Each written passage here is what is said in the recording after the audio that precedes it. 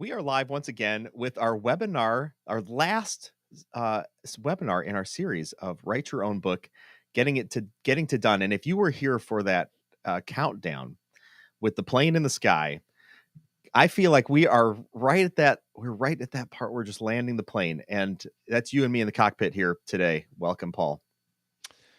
Great to be with you again, Jason. And yeah, the landing of the plane, I'm told by a few pilots I've spoken to, requires an awful lot of things done at the right time, many of which you begin doing before the plane takes off.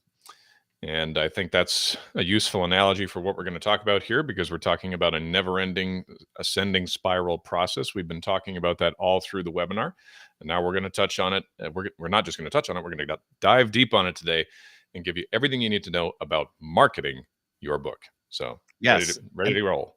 and the topics that we're going to cover today are not just applicable to marketing a book. They are applicable to really marketing any product or service. So take those nuggets of information that are applicable to you and run with them.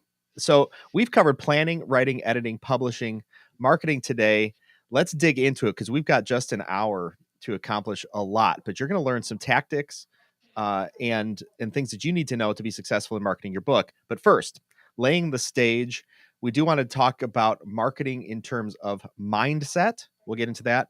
Then we're going to talk about marketing in terms of habits and tactics because too many people get into marketing. They think, well, I gotta create content. I gotta put it out there and I gotta get on LinkedIn and I gotta get on Clubhouse. They think tactically, but if you've ever been through that gateway of fear of becoming known, becoming seen, getting your message out there, really that's a lot of mindset stuff.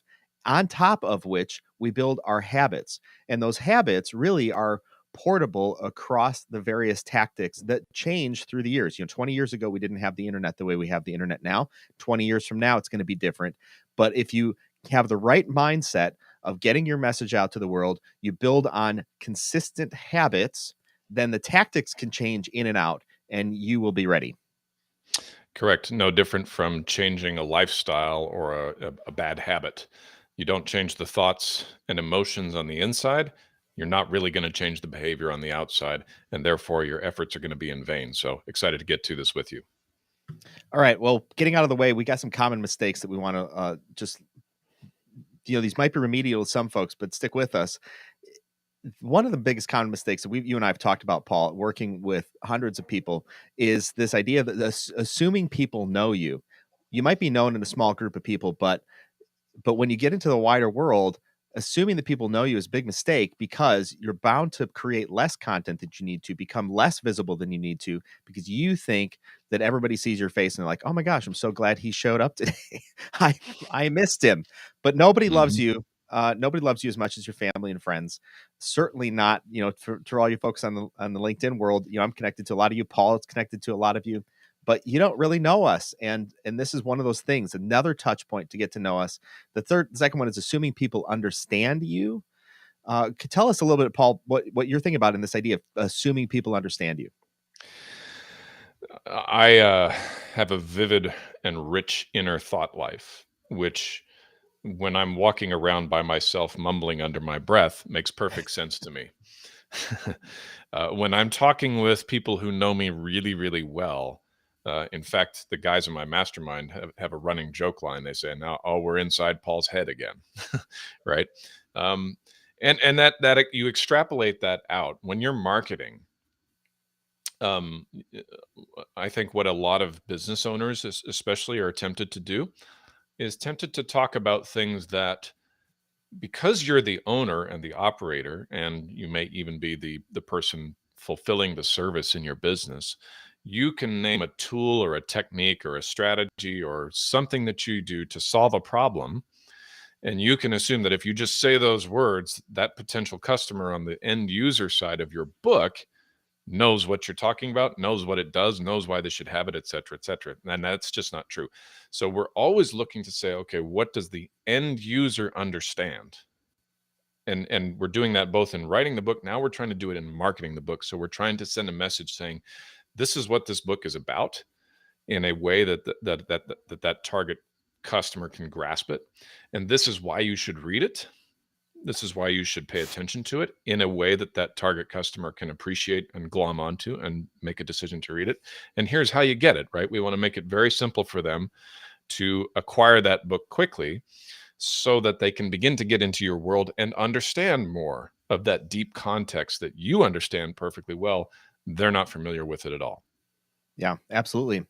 Which gets us to our third common mistake. Assume people have used the same language. And I've a great example of that is an organization I worked with years ago. They sold high-end piano restorations. So you had Steinway, and you had this other company, and they sold $2,000 piano restorations. They sold $20,000 piano restorations. They sold $200,000 piano restorations. When we started working with them, we said, the part of the problem you're not selling these $200,000 pianos is because you're not using the right language that a person who's going to buy a $200,000 restored piano uses. And I assure you, that is not the same language that the person who's going to buy a $2,000 piano from you uses. And so we recrafted all of the messaging around there, and we started talking about the year that piano was created, all of the great things that happened. The Chicago Cubs played their first game. One was the Wright brothers took their first flight. It was bragging rights. And sure enough, after we changed all their messaging, they got a call from a billionaire in Texas who said, "Hey, I need a piano. I need it in 2 weeks. Can you do it?" And they were like, "Well, that's really a crunch, but what do you need it for?" And he says, "Well, I have this big ball that I'm throwing. It would look great in the ballroom." And actually, it was not from the billionaire, it was from the person's assistant. "I've got this great, this ball that we're throwing. It would look great in the ballroom, and we need a player on it." The guy didn't even play pianos. He just wanted it for the bragging rights and for the investment. That is not the same so as a $2,000 buyer has. And so you have to use the same language when we talk about value or we talk about cheap, using some of these words. Those have dramatically different meanings. And so don't assume that the language you're using is the language that your potential market is using. Yeah, a very interesting exercise. Been going through a lot of that myself with other brands that I'm connected to, and just saying to myself, okay, the same type of person keeps showing up as my customer, but most of my marketing is kind of off dialogue. It's not incomprehensible, but it's not applicable, and that's a key distinction, right? Because if my target customer is this person and I keep speaking to this person over here who isn't buying from me, I'm doing nobody any good. Absolutely. All right. Getting into mindset. A couple bullet points that we certainly want to cover in regard to mindset is number one, start now. The best time to plant a tree was 20 years ago. The next best time is right now. So it is true with your marketing. You need the wave of momentum of message behind you in your marketing. Momentum of message that begins now, and then you add on to that daily, in a habitual way, which we'll get into a little bit. Daily, the messages that you're creating, the content that you're creating. Number two is let the algorithms find your market. Now, this is super important because too many times people niche down and they think they have a clear understanding of who their market is, and yet the algorithms are there to find and make connections between people who enjoy each other's content.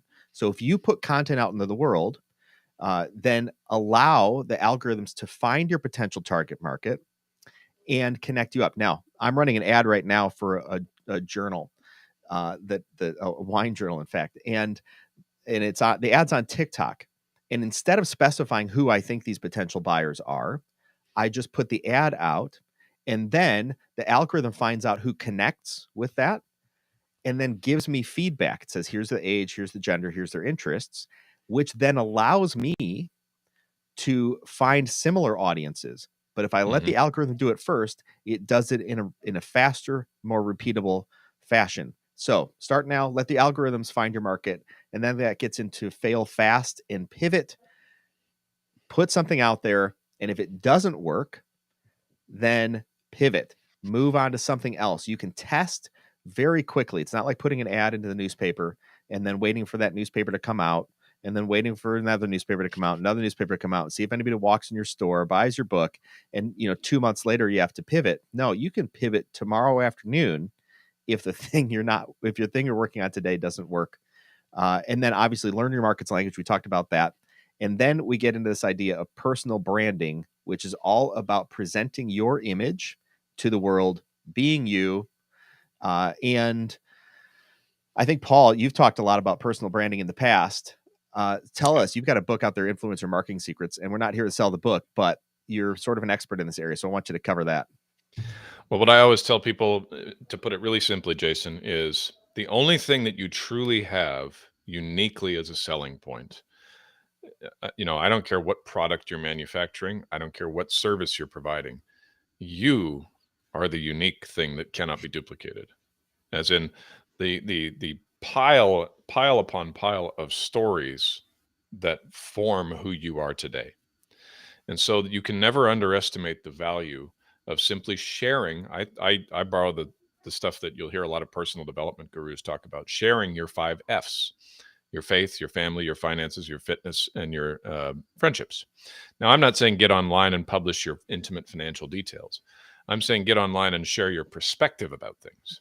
And sometimes it can be a little bit risky, a little bit controversial. We're in an age where people love to just argue ad nauseum online. So you have to be judicious about that side of it. But if you're not sharing who you are, the market has grown sophisticated. We are going to jump into an analogy here about male to female relationships and how choosy and savvy of a consumer women are when it comes to men. And I think that's an apt analogy. The market has become much more choosy and savvy based on the degree of connection they feel to you as a personality, particularly if you're trying to be a published author, spreading your expertise and a message. They are looking to understand, who is this person? Do I like them? Do I gravitate towards them? Is there magnetism between me and them? If you're not willing to do that, don't be surprised that nobody wants to buy, read, or take a look at your book. Absolutely. Which gets us into this idea of fear of sales, which is really a mindset uh, wall that a lot of people have. They have this fear of sales, but I want to cover this for a little bit in more depth because it is so important that people understand what is behind that fear. Too many people don't want to be known. Too many people don't want to be seen. There's a quote I go back to constantly. Carolyn McHugh. She's got a great TED talk. I'll send you the link. Send me a DM. I'll find the link for you. But her quote is, too many people don't take up, we don't take up nearly the, what is it? I'm missing it now. We don't take up nearly the space the universe intended for us. Most people don't take up nearly the space the universe intended for us. This idea of fear of sales has to really be looked at in our minds, and whatever's underneath of that, perhaps in our hearts.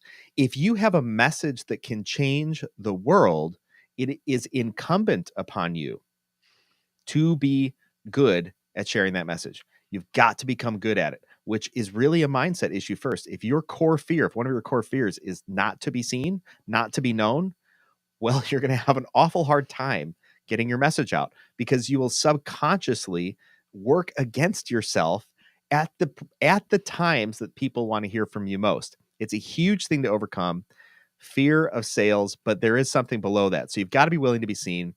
And again, for every person that loves you, we've covered this before, there's going to be somebody who doesn't love you. So you got to get over this idea that everybody's going to like you. There's a meme that's going around recently, a quote, Matthew McConaughey, and he talks about the same thing. Like, if everybody loves you, you're doing something wrong. And that is so true, because if you're being authentically you, bringing your profound message to the marketplace, that is going to potentially be polarizing to people. And you have to allow that message to be polarizing, or it diminishes, it dilutes the power of that message. And we are all about concentrating the message. That begins with mindset. And then we're going to move into habits. All right, habits. The habits we want to show to you here first are always be marketing. ABM, always be marketing.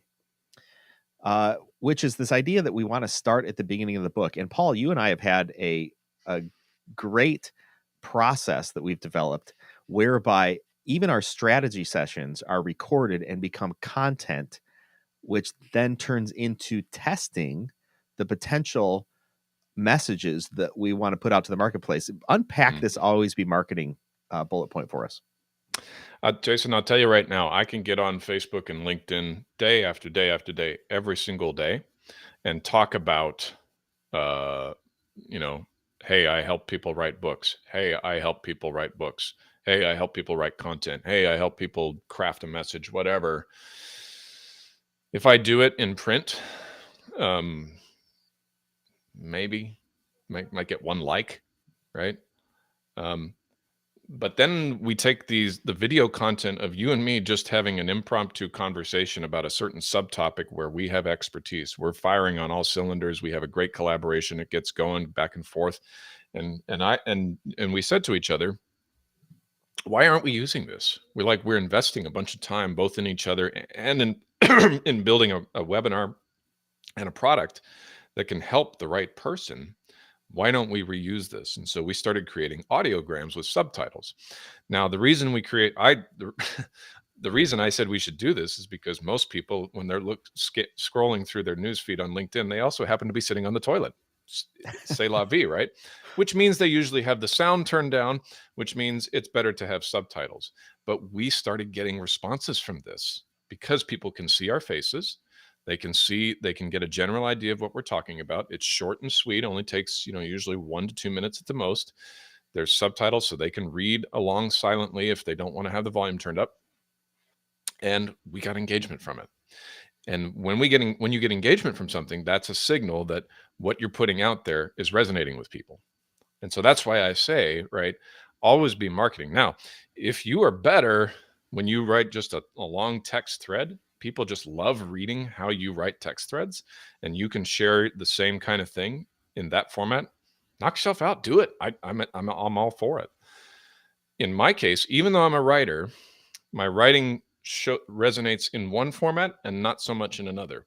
And so what I do is I say, okay, well then I'm gonna concentrate my energy where there's a signal, where there's some feedback, where there's a bounce back, and I'm gonna just keep doing that until it runs out of steam. Which is really that thing we're talking about with pull through energy. So if you put a message out there and people start wanting more, that's pull through. That's that message you're getting back. It's like sonar. I ping you and boop, I get a message back. And that moves all the way back to the beginning where we're talking about planning whatever you're going to write in your book. You want to be testing the messages that you will eventually put in your book prior to writing your book. And then that iterative process of writing, you might come up with something new. Talk about it with your friends, talk about it with your family, talk about it with strangers, talk about it at your job, and is that message beginning to engage? Well, then you know what you need to put down in writing. And then in terms of marketing, you can take that if you've used it wisely, you put that away. You can put some imagery behind it. You could record studio sessions like we do, and then you could put that out at the end of the book to gain interest. So always be marketing, always be testing, start at the beginning. And then also this idea of learning new tools. There are constantly new tools being developed. You need to become a connoisseur of tools, particularly if you're a self-published author, you're doing this thing yourself, because so for instance, we're using Restream to put this out, and we'll get into some of these tools and tactics later, but we're using Restream. And I'm a techie. I'm very comfortable with these tools. It has served me well to become up to speed on all of these tools when they come out. And I've done that for 30 years, maybe 40 years now. Probably not 40. I'm 45. So we'll call it 35 years. More or less. I've been a geek since I was a little kid. Always learning these new tools, which has served me really well. And then this habit. Another quick habit that we really want to touch on is this idea of being consistent. Now, it used to be that you need to get your message out there, let's say 7 times before a person might take action on it.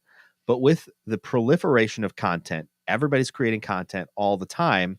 By some estimates, it takes 27 to 30 impressions for someone to see your message before it starts to stick with them. 27 to 30 impressions.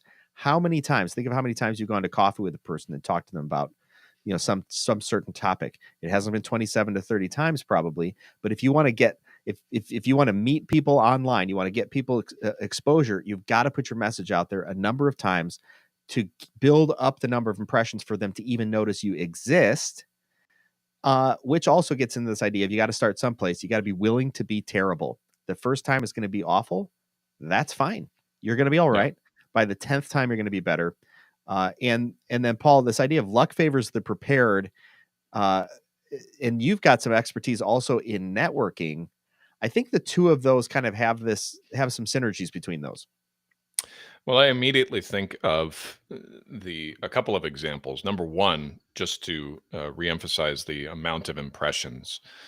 Um, when you're trying to persuade somebody to pick up a book and better understand a subject that they're not really sure whether or not they should even care about, I live through that all the time. So, little inside baseball of my team and my process here. I have a continual reminding and encouraging process with my team to say to them what we've discussed in previous webinars: read your content out loud before we send it to the client. Because what we don't want is a client sending it back for common spelling errors, grammatical mistakes, run on sentences, et cetera, et cetera. And we can avoid that if we edit it 5 times between the writer, the editor, and the proofreader before it goes to the client. Okay, so how many times do you think I've had to say that? I've been in business 3 years. I meet with my team, members of my team, at least once a month, sometimes more than that. How many times do you think I've had to say that message? I'm still saying it. Even though they know it, I'm still saying it because I can see it when I can tell instantly when I read the content that they're producing. So that's one example. The second thing, you mentioned the networking. So a little free giveaway here. If anybody's interested, you'll see below my mug here, meetpauledwards.com. If you go there, if you put in your name and email, I am giving away free digital copies of my book if you want to read it. That book is about my experience building a succession of personal brands. The first 2 as an insurance agent, the third currently my current occupation of ghostwriting. And in that, I have leveraged social media, a nearly continuous social media presence that shows up consistently in front of people all the time, sharing mainly my personal brand, but casually slipping in reminders here and there of what I do. Now, when I was an insurance agent, it was easy because everybody needs insurance, number one. Number two, nobody understands it. So they're looking for somebody they can trust to handle it. And number three, it's kind of a lampooned sort of subject. So it's very easy to be funny online while you're marketing yourself as an insurance agent. Ghostwriting is a little bit different. Not everybody needs it, right? But people are always thinking about it. People are intrigued at the idea of writing a book, passing on a legacy, spreading a message, et cetera, et cetera. So you have to be out there in front of people, and you have to share how your mind works. And you have to be able to subtly slip in examples of things that people need from a ghostwriter: deep listening, obviously a talent with words, an ability to say what people are thinking or what they're feeling or what they're trying to get out there. They don't really have the words to do it. And so that's been my strategy. It works. It gets a lot of engagement. You just have to be consistent with it. You cannot stop showing up because, as the old saying goes, right, a terrible thing happens when you don't advertise, and that's nothing. Yeah. Well, and it's all in who you know, right? Success comes with who you know. That's the idea behind always be networking. Attend community events. Get your face out there. Grab some business cards, maybe grab a copy of your book or something like that. But you've got to always be networking so you can become visible. Again, people don't know you. And they're wondering, even if they see you, they're wondering, should they care to know you?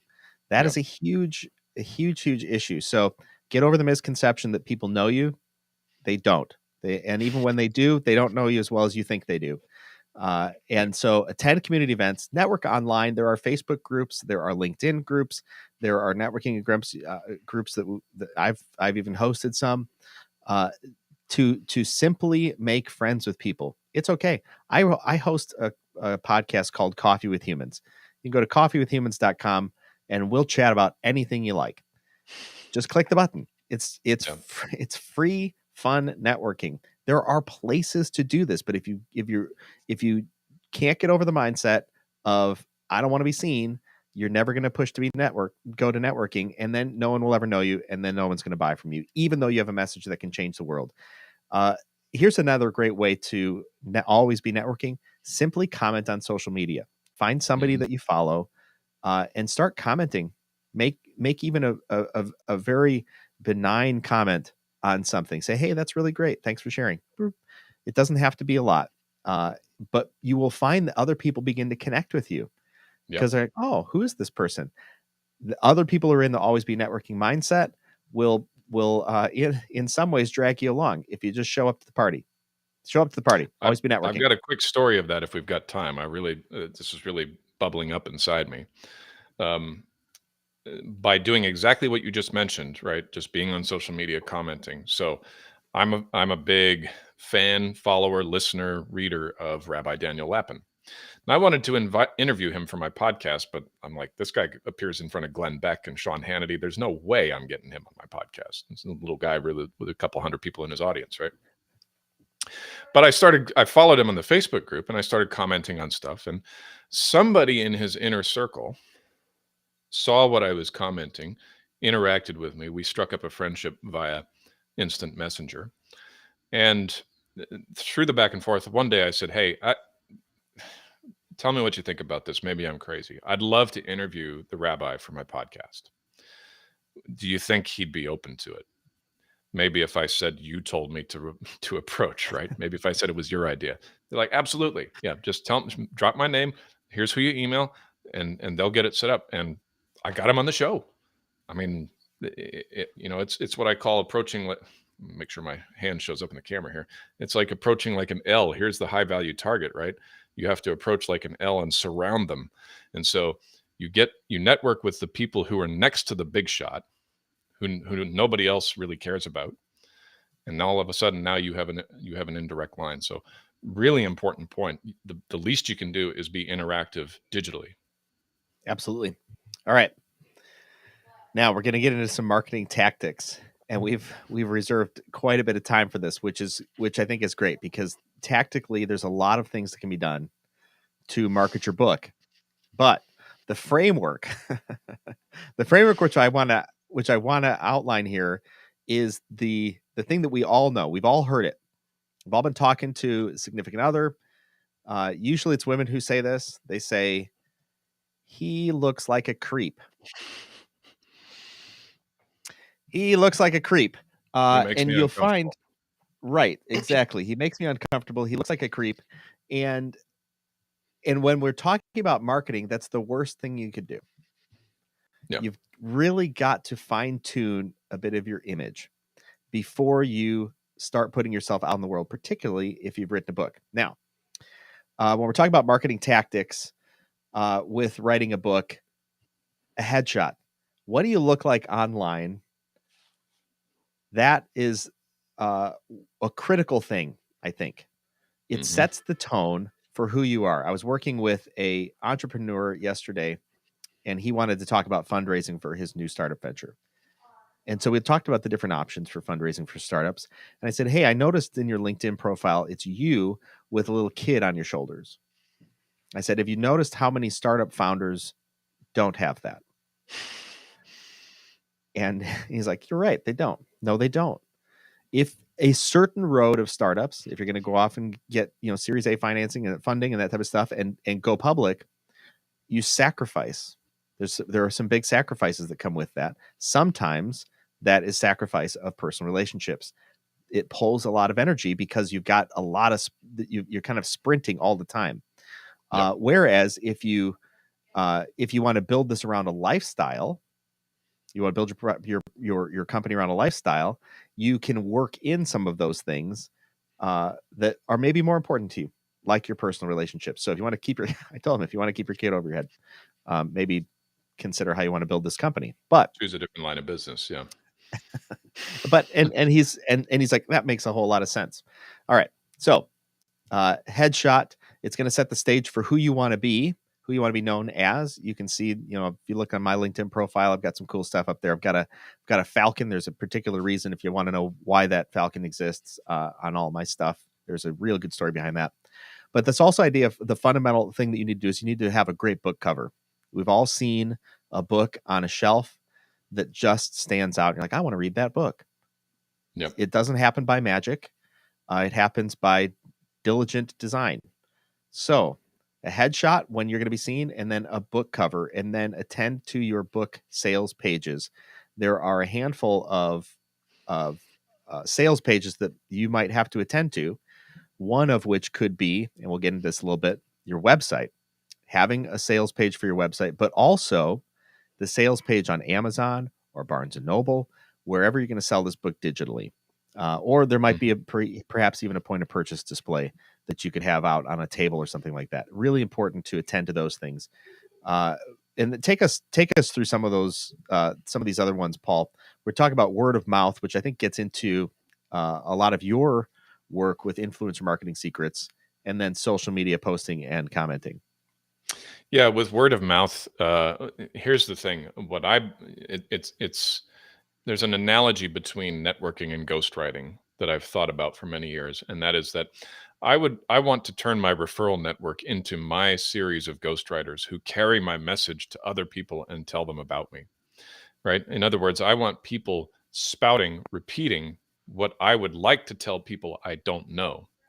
So I want to make a certain type of impression on them. I want to appear a certain way, authentic way, but nonetheless, I want to be very consistent in how I show up for word of mouth, which is why I wrote the book, because it's how I chose to show up consistently day after day after day, year after year after year in the lines of business that I've been working in. I showed up as a magnet instead of a pusher. I showed up as a pro bono publicist. I showed up as a not-for-profit volunteer. I showed up as a wordsmith. People begin just subconsciously associate those qualities with me. And now anybody who's paid any attention knows me that way. They expect me to show up that way. They're surprised if I don't. Right? So when you're talking about word of mouth, you're not just talking about, hey, I know this guy. Hey, I know this guy and he's really good at this. And the proof is in the pudding. The last couple, especially the last couple of referrals I've got, have been just dynamite. And the reason is I've targeted the right referral partners, and they are reproducing my message inside of them subconsciously. They're not sitting there thinking about it. They're just getting very good at spotting the right person who's in the position to afford what we do, who has a burning desire to do what we help them do. And they're the right character, they're the right temperament, they're the right mindset, they're they fit my target client very well. And that does not happen overnight. It starts with how you develop yourself as a person and as a business leader, and then it begins to spill over into other people who become those target word of mouth referral partners. Yeah. Now, this idea of word of mouth, and you talked about harkening that back to consistency, and I want to just build this up, that if people don't know you, they're not going to talk about you. So if it takes 27 to 30 impressions for them to even notice you, imagine the amount of content that you need to put out there to become seen and heard. Mm-hmm. And then what are you going to do that's remarkable? What message do you have that's so remarkable, and how you've delivered it that other people are going to talk about you? It's keenly important to develop that. Now, these are very simple things. These fundamentals that we're talking about are very simple things. And none of these are rocket science. A headshot, a book cover, a book sales page, your website, and your social media posting, and then also commenting, building up habits that you can do daily to be able to accomplish your goals is so important. Now, I host a mastermind that's all about sprinting towards goals, building your business. And so I meet weekly, and in the last one, we reported on, here are the habits that we're doing each week. We're going to post X number of times about this. We're going to contact X number of people about this. Those habits we know are fundamental to building leads in, which are fundamental to sales. So the habits build into these tactics, but nothing happens if we don't attend to these things in a consistent manner. But there are some things we have to set firmly in place, and that's things like Amazon A+ content reviews and our author pages, which are all very simple things to set up. Your Amazon A+ content. I actually, before we get into that, I'm going to invite everybody here. If you've not yet joined the free community, there's a Thinker Growth community on Facebook. What we're doing with each one of these different tactics is we're going to get into some things that set some short little video clips and trainings on each one of these things. That's totally free for you. We just want to create value. We're going to pass on all the things that we know and we know work. And I'm a diligent researcher across a number of different things. So I'm putting a lot of content in there for you. Join that now if you have a chance, or join it right after this broadcast. We'll be done in about 20 or 30 minutes. Now, the Amazon A+ content is the content below a product. When you want to know more detail about the product, that's called A+ content that you can add for your book. It's important that you do so. I'll get into, again, a video on that in the future time about what that is and how important it is. But also reviews. Make sure that you have reviews. Again, this is not just for books.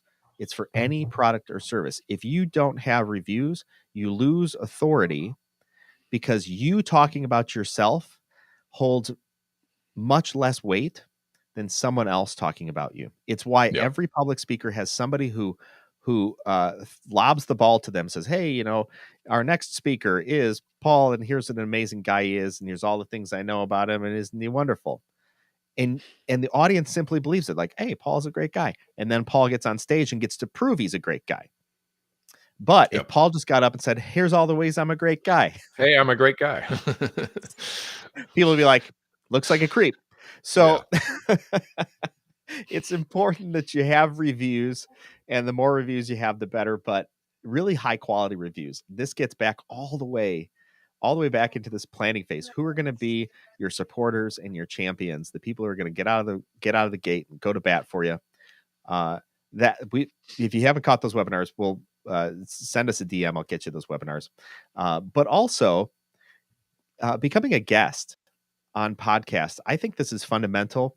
And in our planning, you and I talked about whether is this fundamental, is it not fundamental to get on podcasts? And the reason I said it's fundamental is because it is easy to do. Podcasts are always looking for guests, and there are a wealth of them out there. There are groups you can join and go contact those folks, or talk to us. We can help you get connected up to podcasts. We've got a service for doing that, but you can just join some groups on Facebook for what is called Need a Guest. The other ones are podcasts. And then we're developing one for kind of an upper echelon of podcasts and upper echelon of authors to connect those folks up. People who have messages and people who need messages told.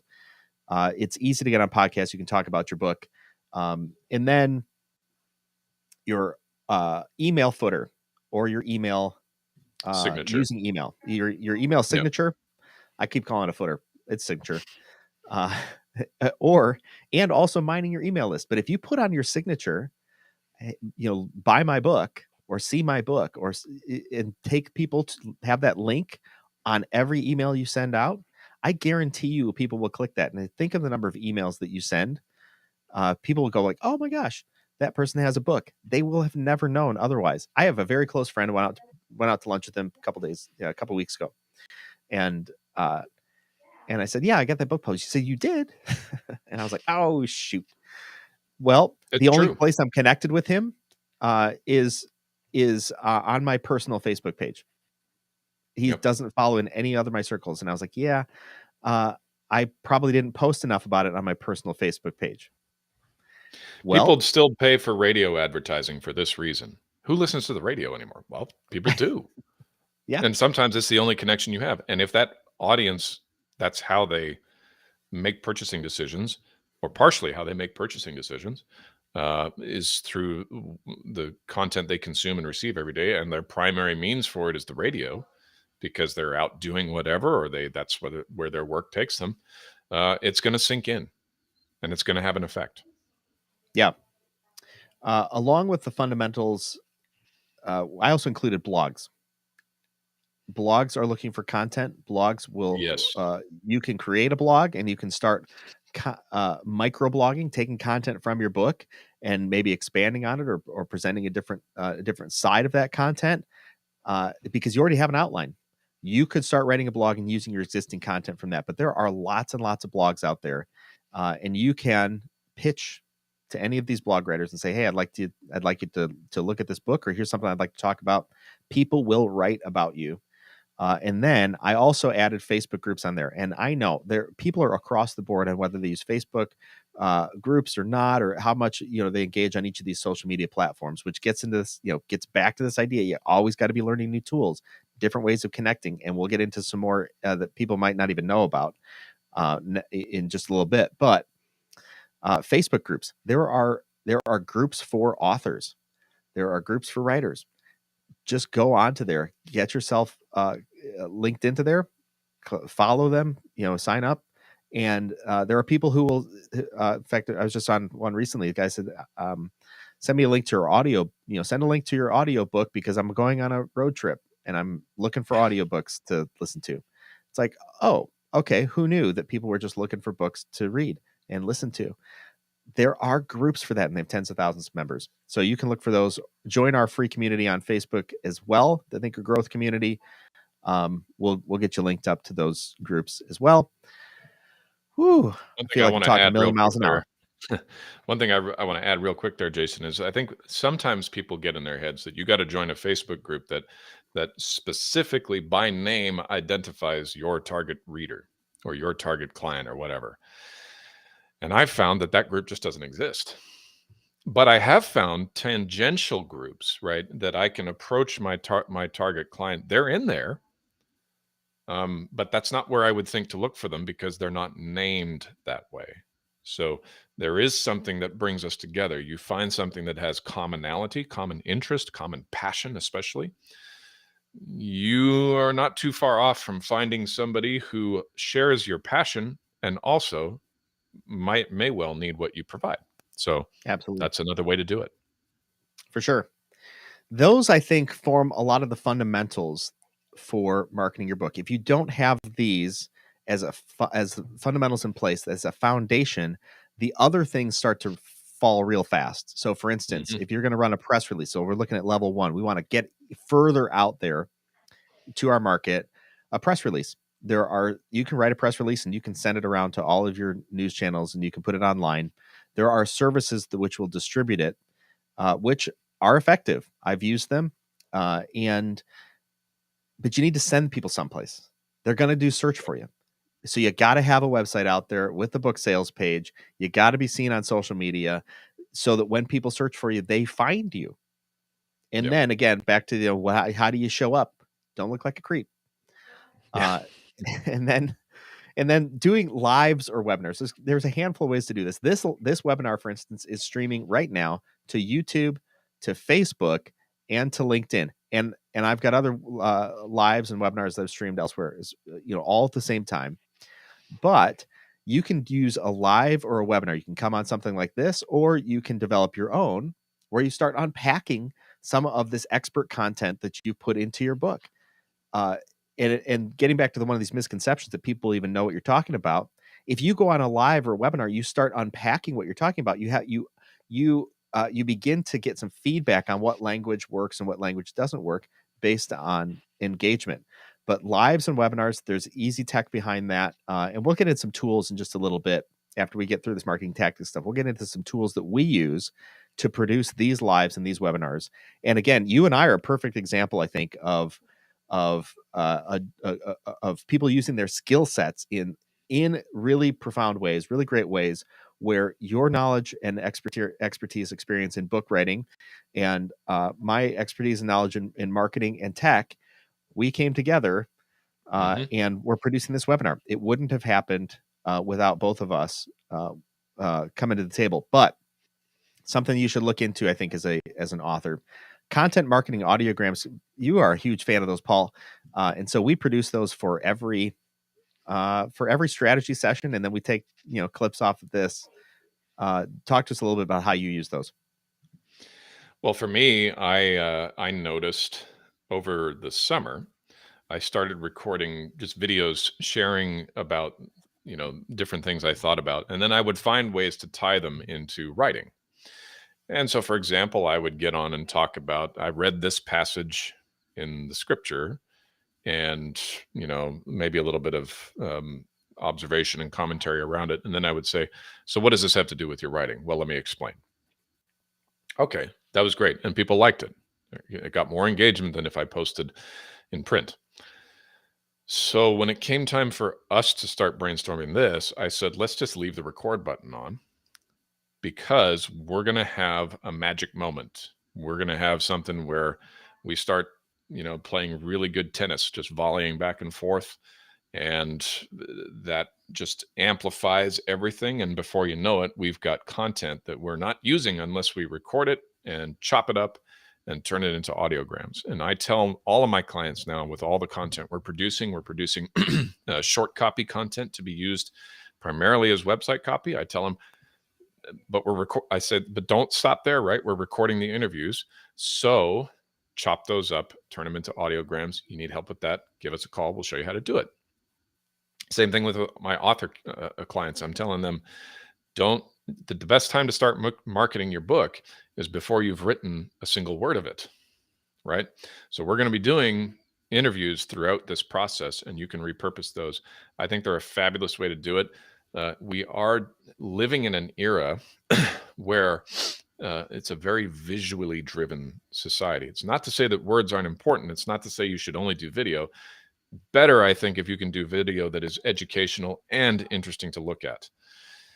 And for me, that's just been something that I've said, okay, I'll post in print when I just feel like I got something to say and it's just me.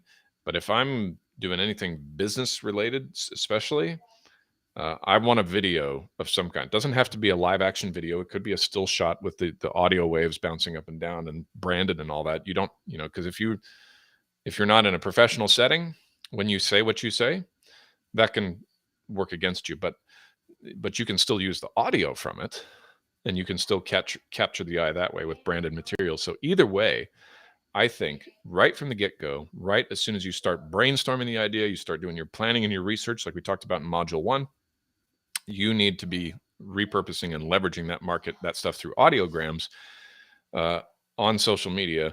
And if you can, include it in your email marketing as well. And that content marketing and audiogram stuff, we've got some solutions for that. I've got a podcast called What Works, which I only interview published authors. But it's it's very similar to what we're doing here. And then at the end of that, you're going to get audiograms all sliced up and content and if you want to see what that kind of stuff looks like, check out Paul's profile, check out my profile. We've posted audiograms. Those are the captions, which have no video on them. They're just captions running with audio in the background. It's called an audiogram.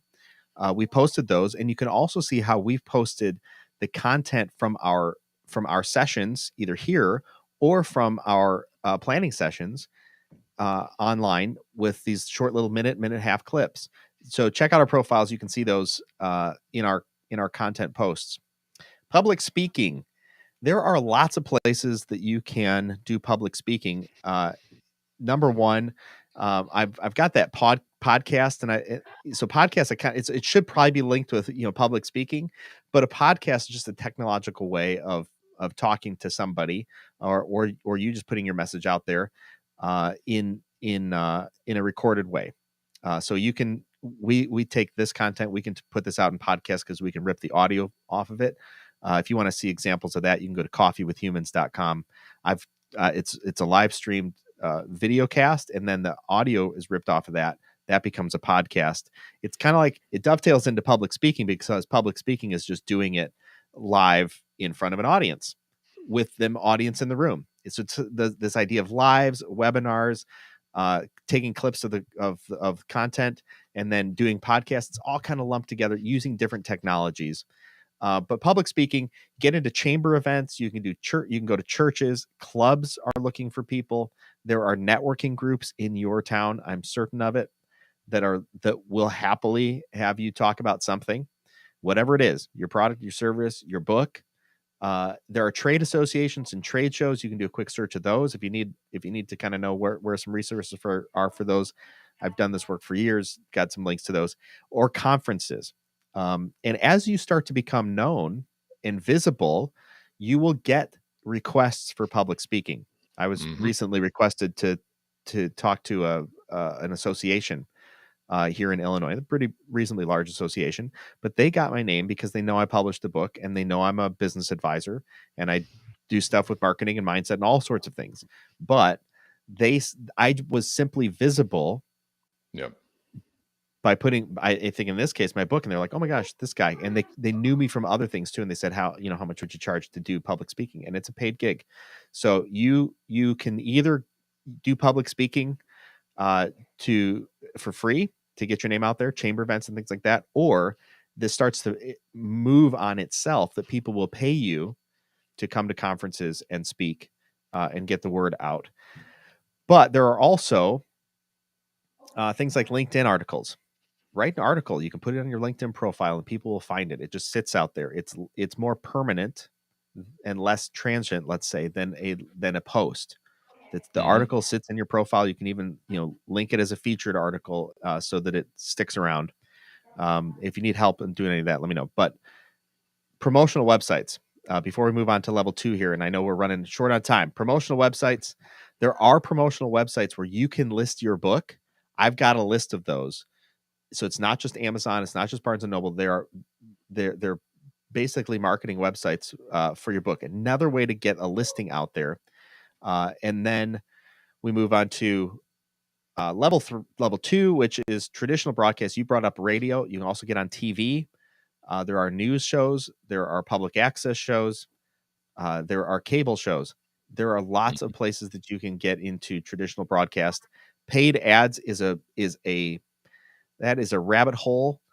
A whole world will open up when you get into paid ads. I've done an extensive amount of work in paid ads over the years, but so we've way too much to cover here. But I do want to touch it quickly before we get to influencer marketing and affiliate marketing. Local events like bookstore signings. So, and if you need a list of these, just DM one of us. We'll get you the list. But bookstore signings, you can host a book launch event. Launches, yeah. And again, video it, do a little speech, put it out as content. A coffee shop will sometimes have events. Bulletin boards. Your coffee shop might have a bulletin board. Put up a little sell sheet. A public library event. They will sometimes host your book signing event. Make a phone call. You can also sponsor events if you're in the mood to spend some money. Sponsor events. It's a way to be known in the market. Yep. And then in 2 minutes, can you cover a bit about influencer marketing? Well, the thing that I've found to be true is that if an authoritative figure sees the value in your book, sees the value of what you're bringing to the marketplace, and goes to bat for you, it can be a win-win deal for them. Certainly in terms of revenue because of the reach they have, and also in terms of reinforcing their credibility with their audience. The person I follow recommends good things. They connect me with good people who have good ideas, with good content that I like to read. And so subconsciously, they're just reinforcing that bond that they have with their audience. For you, right, it's mainly helpful in terms of acquiring audiences you would otherwise have to go out and search endlessly for. So you're looking for some degree of alignment there, right? They've got to be somebody who, if they say that to their audience, you should pay attention to this person, some of the people in that audience are likely to do business with you. So that's one thing. The other thing with on the more affiliate side is that it's a very easy way of slowly, subtly acquiring an audience. Again, with someone who has an intimate connection with one audience, and therefore it makes it far less laborious to acquire new followers. If you just, right, if the right person is willing to email out to this, say, hey, you should read this book, here's where you go to pick it up, and they automatically become subscribers to you. So the caveat I would say with both of those is, of course, if you're going to do those things, that's why we put it in level 3. That's why it's advanced stuff, because you've got to have a follow-up mechanism behind that to make it worth your while. Those people, when they subscribe to that list, should start to hear from you regularly. And yeah, you're always going to get some people who unsubscribe. One more email. Don't worry about that. Worry about the people who are engaging with it, because those people have the potential to go deeper into your funnel and eventually become a client, which monetizes this whole process in the first place.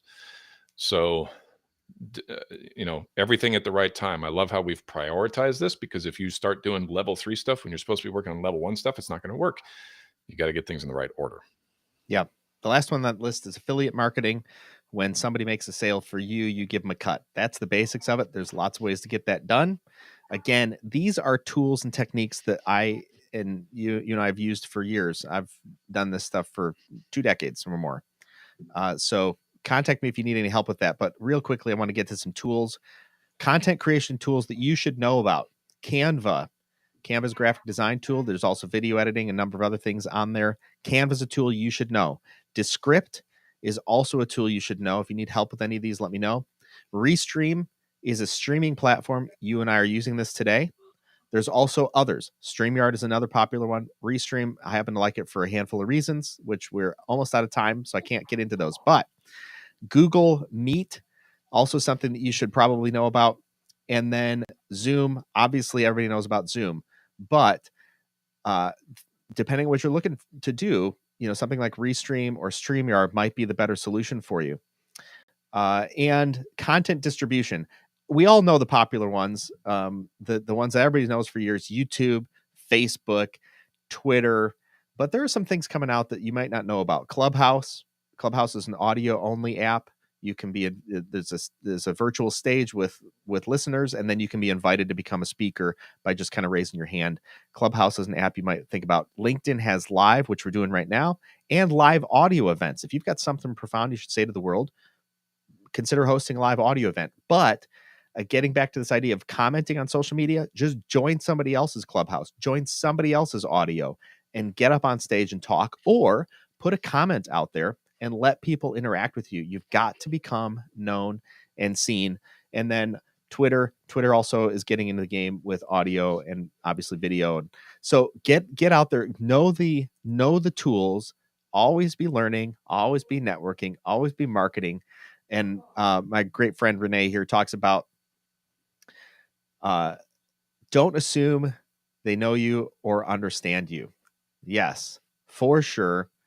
Connect with Renee. She's a great business coach out of the Colorado area, and wrote a book about summits, which is all about the mountains that she's climbed. Again, a great person to know. So as we close up, we've got 1 more minute, Paul. What do you want to close us out with? I just I want to say that there's a time and a stage where this makes sense. And you and I were talking about this, Jason. The more of a lone wolf you are, right? The more siloed you are, either because you're a solopreneur and you don't have anybody, or just because you want to make sure that you oversee absolutely everything, the more difficult all of this is going to be. And so I'm, training myself to look for the client who has some of this apparatus built. Either they have a marketing team that they do business with, or they have one in-house. They have some way of executing on a lot of this stuff that doesn't directly involve them. Why? Because to do all of this is overwhelming. But that brings us in as a potential resource for you if you are in that position where you're kind of trying to figure this out on your own and it's just taken up too much of your time. It's too much of your attention. You can't get to all these details. We have the ability to help you either in part or in full to market your book, to improve the marketing, to ratchet up the ranking, and the return ultimately is what you're really after in all the work and energy and resources you put into it. So give that a thought. We've got some offers we're going to talk about here real quick, and then we'll be done for the day. Number 1, join the free community that's on Facebook. It's the Thinker Growth community. If you need a marketing audit, we offer marketing audits. If you've already got a book out there and you're just worried, hey, why isn't this selling as well as it could? Bring us in. Or if you've got a book that you're going to be marketing, again, if you're not prepared for that, get prepared. This whole book strategy series that we're talking about is a series of 3 90-minute strategy calls. You'll get a book outline, your reader's journey map, the core pillars. If you don't know what we're talking about, that's because you missed some previous webinars. No harm, no foul. DM us and we'll get you those webinars. And then we also have this idea to done 18-week coaching. Your book written and published in 18 weeks. There are weekly 60-minute calls, on-demand video calls. You'll get a book outline, your reader's journey map, you'll self-publishing guidelines, and then options through publishing and through making introductions to publishers if you want to go the traditional publishing route. Expert guidance through all of these things. The fastest way to get linked up to us, again, is that Facebook group on the Thinker Growth community. Again, you can DM us here on LinkedIn. Always be marketing, always be networking. Don't assume that people know anything that you're talking about. Don't assume people know you. You've got to get your voice out there, whether you're marketing a book or whether you're marketing a product or a service. Again, if you need help, feel free to DM any of us. Anything you want to say in the last minute, Paul? Just thanks everybody for attending. This has been great. We're going to be back with more great webinars on some other subjects soon. I'm really excited about that, but we look forward to connecting with you, and we'll be in touch soon. All righty. Thanks for joining us. Bye, everybody.